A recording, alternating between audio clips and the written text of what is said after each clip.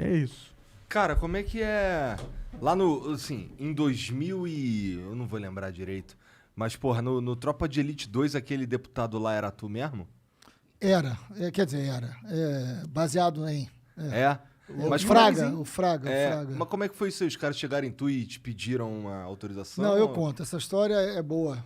Aliás, é uma história... É longa, mas eu vou dar uma encurtada, mas ela é interessante pra cacete. Tem pra caralho. O Tropa de Elite é do Zé Padilha. O Tropa de Elite 2 é o filme maior bilheteria da história do cinema brasileiro. E aí é curioso, porque eu conheci o Zé Padilha. Olha como é que a vida é foda, né? Eu conheci o Zé Padilha quando ele fez um documentário chamado Ônibus 174.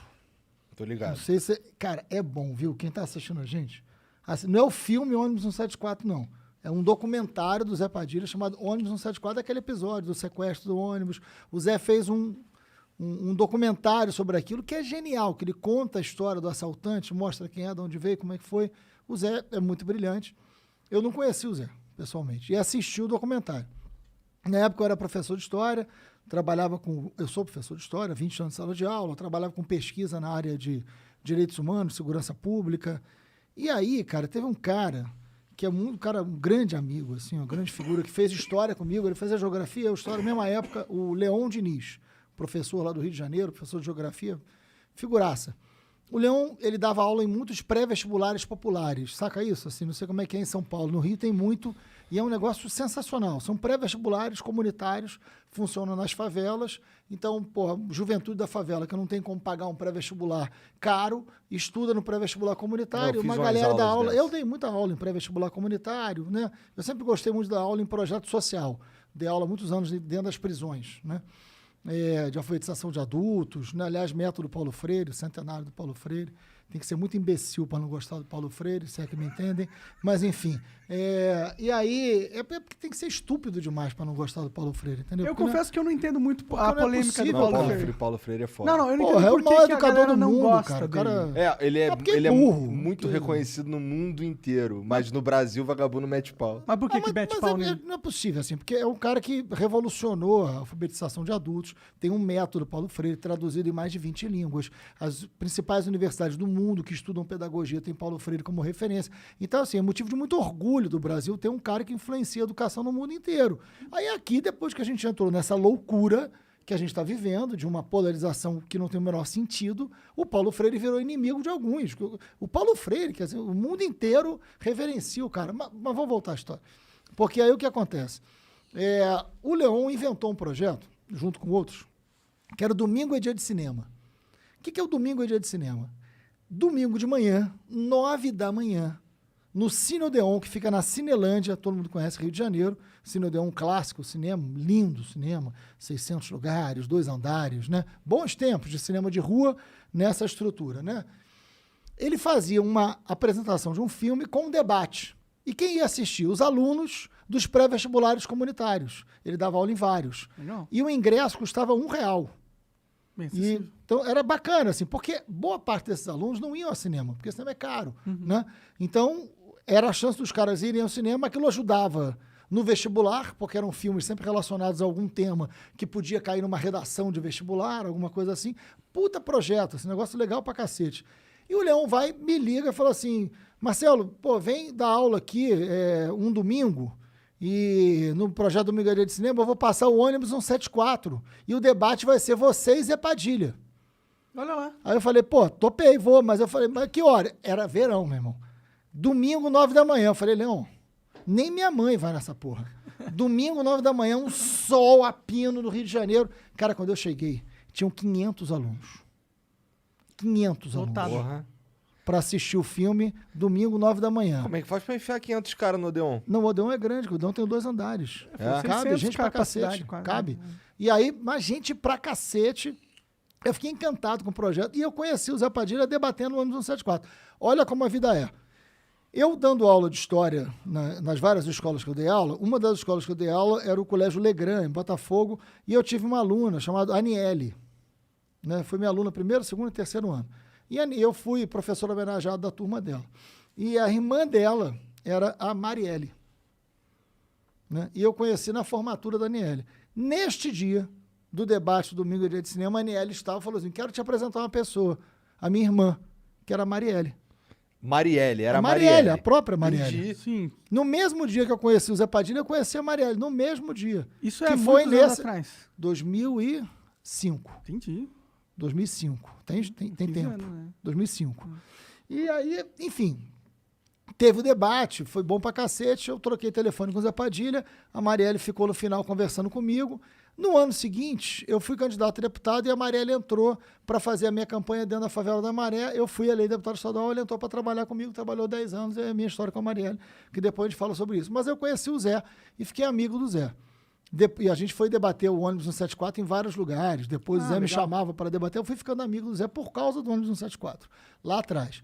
Aí o Zé fez o Tropa 1, que teve polêmica. Muita gente acusou o Zé, e eu acho injustamente, de estimular a tortura por causa do Capitão Nascimento. E olha que certamente muita gente não sabe. Por que o Capitão Nascimento chama Nascimento? Vocês lembram do ônibus 174? Qual era o nome do menino? O cara, o assaltante que fez o tráfico. Ah, eu não vou lembrar. Sandro Nascimento. O nascimento do nome do Sandro Nascimento, que era o assaltante, que teve aquela tragédia inteira, é o que gera o Capitão Nascimento. Porque ele queria mostrar os dois lados. Então tem uma conexão entre o Tropa de Elite 1, o Capitão Nascimento, e o Sandro Nascimento do ônibus 74 do negócio. Interessante. É o Zé Padilha. Interessante isso. O Zé é um cara muito, muito inteligente. Aí, quando lança o Tropa 1, tem muito debate sobre o papel da polícia, o BOP, a violência policial, tortura. Gera uma polêmica grande. Sim, foi um né? filme, é um filme que mudou a percepção da sociedade sobre ela mesma, né? Muitas pessoas não tinham ideia do que era o Rio. Eu lembro que quando eu chegava em outras cidades, os caras ficavam assustados quando eu falava que aquilo ali era a realidade da vida do Às carioca. vezes era até muito pior, né? É. E aí, bom, e foi o Wagner Moura, meu grande amigo, irmão, que fez o Capitão Nascimento. Então, enfim, aí pimba o Tropa de Elite 1. E teve polêmica beça, né? Muita gente não gostou, muita gente gostou. Mas, resultado. Aí eu virei, já era deputado estadual, fiz a CPI das milícias. A CPI das milícias foi em 2008, gerou a prisão de 240 milicianos. Todos os líderes de milícia foram presos no Rio de Janeiro por conta da CPI. Minha vida mudou muito por conta disso. Pra caralho É, também, muita né? coragem. Fudeu mais né? eles que foram presos, mas me fudeu no sentido da vida ter mudado completamente, mas eu não me arrependo de nada, né? E aí, enfim, fiz o que eu tinha que fazer, depois a gente conta um pouco isso, por que eu entrei nessa história, por que eu entrei na política, é a mesma coisa. Mas aí, cara, assim, o Zé me liga, a minha equipe, boa parte dela não gostava do Tropa de Elite 1, achava complicado, enfim. O Zé me liga e fala, cara, eu preciso falar com você. Eu falei, pô, Zé, fala, vamos almoçar, vem aqui em casa, enfim. Aí falou, cara, vou fazer o Tropa 2. Eu falei, porra, Zé, vem mais polêmica aí, cara. Aí ele falou, mas é baseado em você. Eu falei, não. Porra, eu já tô cheio de problemas, Zé. Porra, já CPI, então é sobre isso. Aí eu falei, como assim, cara? Aí ele falou, cara, preciso conversar com você. Eu acho que a CPI das milícias mudou a história da segurança pública do Rio de Janeiro. Né? Você mudou o conceito da segurança pública, porque todo mundo achava a milícia um mal menor, aceitava, e você consegue mostrar que tem uma máfia. Assim, é revolucionário o que aconteceu aqui nessa CPI. É uma CPI que gera prisão de todos os líderes. Então, assim, é um negócio... A gente tem que documentar isso. E eu quero fazer o Tropa 2 para falar qual é a sua grande crítica no Tropa 1. Aí eu falei, a minha grande crítica no Tropa 1 é que você não fala... Você fala da violência policial como se ela começasse e terminasse na polícia, que a gente sabe que não é, porque a violência policial tem a ver com a política. Ele falou, então, o Tropa 2 é isso. Só que você tem que me autorizar a fazer, porque é sobre o que você fez. Aí eu falei, vou reunir com a minha equipe. Chamei a Marielle, que me conheceu nesse dia, que era da minha equipe. Falei, Mari, ó. Aí ela falou, cara, a equipe vai quicar igual a pipoca, né? Vai reclamar. Aí eu falei, cara, mas eu vou bancar. Aí ela falou, eu banco com você, a Mari. E aí a gente foi pra dentro da equipe, uma chiadeira da porra, né? Aí nego reclamava, você confia no Zé? Eu falei, confio. E aí a gente ajudou no Tropa 2, ajudou no roteiro, né? Enfim, e saiu o Tropa 2, que é baseado no trabalho da CPI das milícias, né?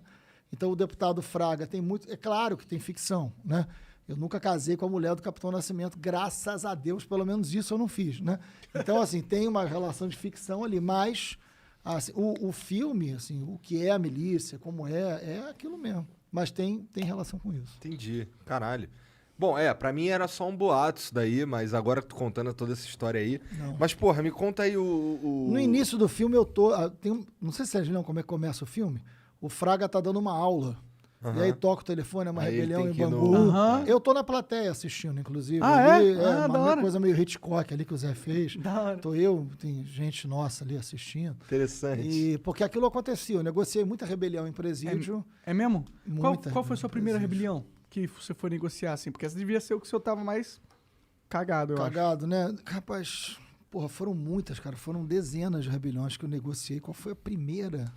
Porra, Caralho, Você cara. sabe que ninguém nunca me perguntou essa porra? Qual foi a primeira? E por que que tu Porra. entrou nessa pira? Porque é o seguinte, eu dava aula nas prisões. Eu comecei a dar aula na prisão em 1989.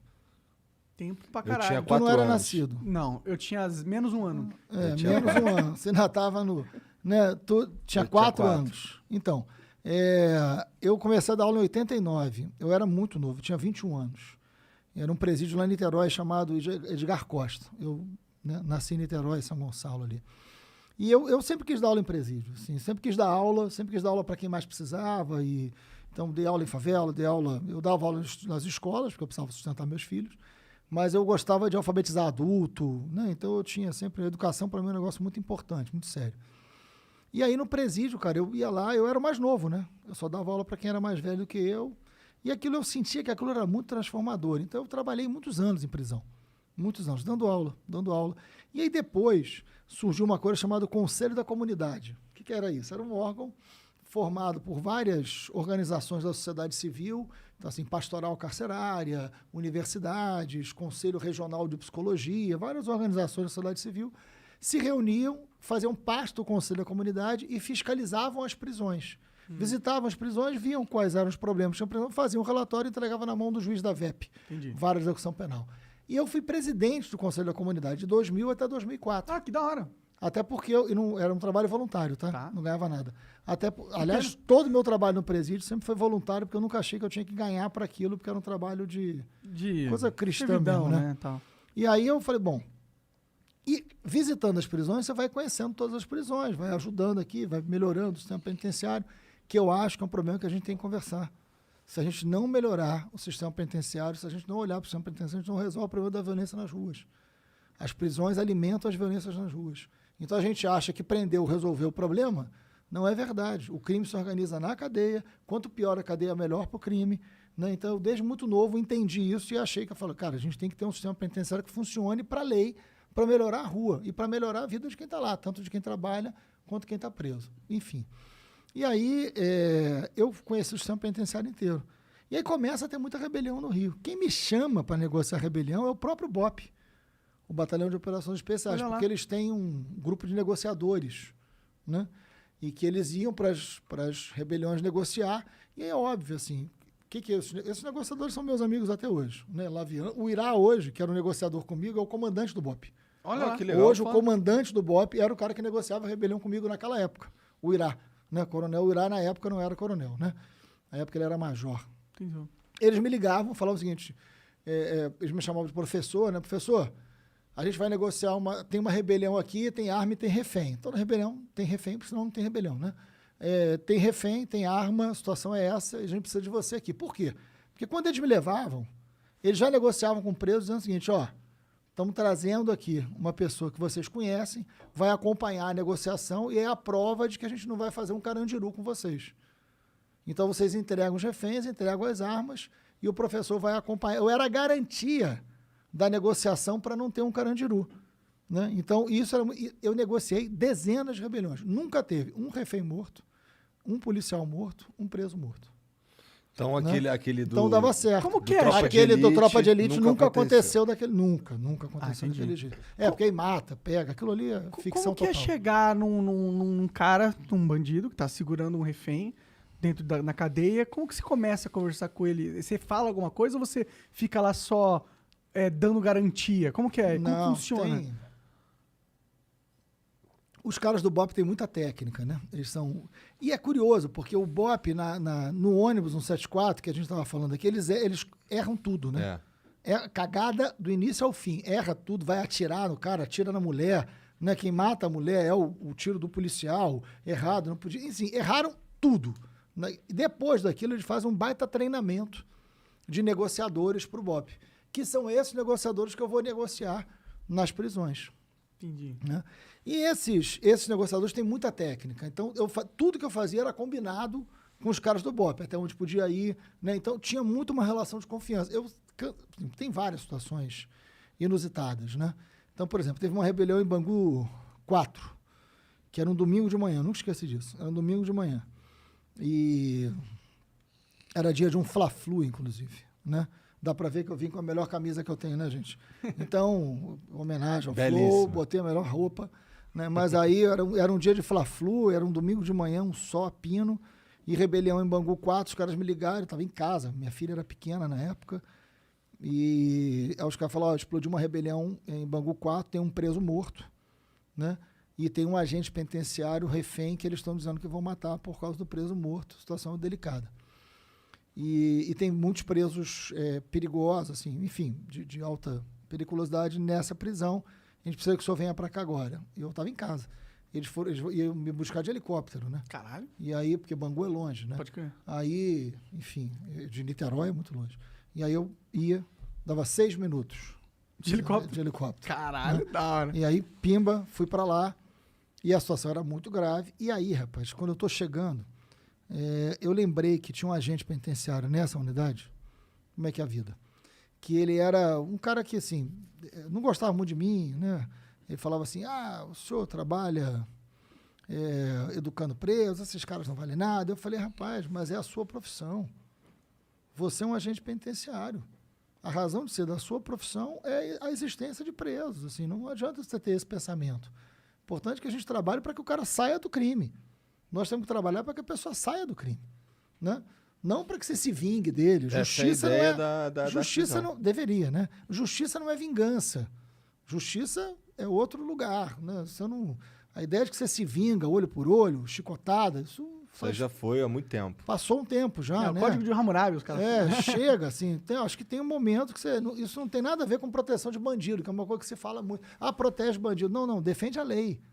Lei existe para ninguém cometer barbaridade. Ninguém cometer barbaridade. Por isso existe lei. A gente tem que cumprir a lei. Né?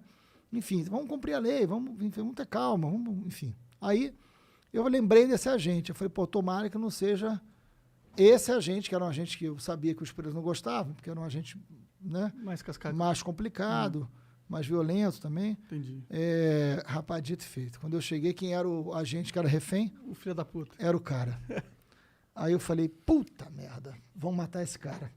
E eu falei, porra, eu nunca tinha tido em várias rebeliões ninguém morto, mas tinha um preso morto, que estava deitado do lado lá, e esse cara refém, todo amarrado num botijão de gás, com uma faca aqui no pescoço.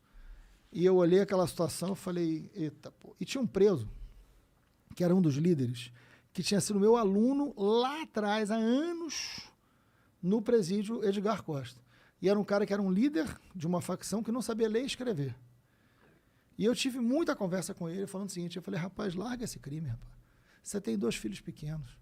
Estuda com a gente, aprende a ler, aprende a escrever, tenta um emprego, sai dessa vida. Você sabe que essa vida não vai fazer você ter neto, você não vai ver seus filhos crescerem. E ele me ouvia. E eu, enfim, acabou que ele não estudou, né? Enfim, ficou louco. E ele estava na liderança dessa rebelião. Quando eu vi que era ele, né? Eu soube que ele estava lá dentro do presídio, eu pedi para chamá-lo. Eu falei, diga que sou eu que estou aqui, estou pedindo para chamar. Aí ele veio. E ele estava ferido, um tiro na perna. Aí eu olhei para ele com um tiro na perna, ele olhou para mim e falou, professor, aí eu falei, olha, eu vim negociar, aí ele, agradeço muito ao senhor. Aí eu falei, mas eu vou te pedir uma coisa. Eu posso falar o nome dele porque ele está morto, né? Aí eu falei, Dudu, o nome dele. Eu falei, rapaz, Dudu. Eu falei, olha, eu estou aqui negociando, a situação é grave, já morreu um preso, você está ferido, você tem que ir para o hospital. Não precisa morrer mais ninguém. Aí ele falou, não, esse aqui vai morrer. Esse aqui vai morrer porque vai ficar 1 a 1. Aí eu falei, ele falou, quem tinha matado o preso no final? Não, tentativa de fuga. Rebelião é sempre tentativa de fuga. Entendi. Aí foi a polícia que matou. Aí eu falei, olha só, se você está me dizendo que você vai matá-lo, então eu estou dizendo para você que eu vou embora. E aí você vai matar, os caras vão matar vocês, vai ser Carandiru. Eu não quero estar aqui para assistir Carandiru. Eu não vou ser testemunha de Carandiru. Eu estou indo embora. Ele falou, não, o senhor não pode ir embora. Eu falei, então você não pode matar o cara. Se você for matar esse cara, eu vou embora. E você tem palavra. Eu quero que você me dê sua palavra que esse cara não vai morrer. E tem mais. Para a gente negociar essa rebelião e ninguém mais morrer, ninguém mais ficar ferido e você poder ir para o hospital e não morrer, eu quero que você solte ele agora. Em nome de tudo que você me conhece. Solta esse cara agora. Porque se você não soltar ele agora, a rebelião vai esquentar e vocês vão matar esse cara. Solta esse cara agora. Solta esse cara agora para eu não ir embora, para a gente continuar negociando. E como ele reagiu? E aí ficou uma tensão, aí ele chamou outros líderes, ele voltou, olhou para o cara, deu um tapa no cara e falou o seguinte: pelo resto da sua vida, o senhor agradeça ao professor, porque você ia morrer. Aí desamarrou o cara e soltaram o cara. Né? Esse cara me liga todo Natal, Ano Novo, Páscoa, né? Dia das Crianças, né? Todos os dias, cara, virou um amigo, me liga aniversário, Ano Novo, me liga todo. Caralho. Nossa,